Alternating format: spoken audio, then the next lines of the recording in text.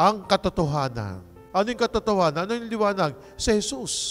Ipinakilala niya ang katotohanan na si Jesus ang isinugo ng Ama. Sa panahon po natin ngayon, tayo rin po. Tayo ba yung mga naging Hudyo din?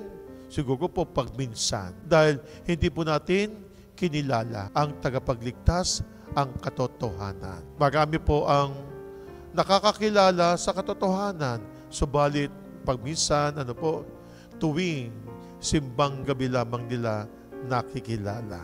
Ang liwanag, ang katotohanan, ang magbibigay sa atin ng lakas, ng isipan, ng kalooban, ng katawan.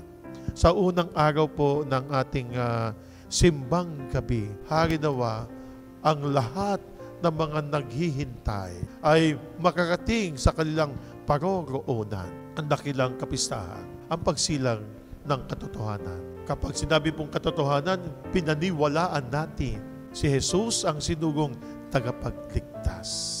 Kaya nga po, sa unang araw nito, ginawa, tanggapin natin po ang mga biyayang ito.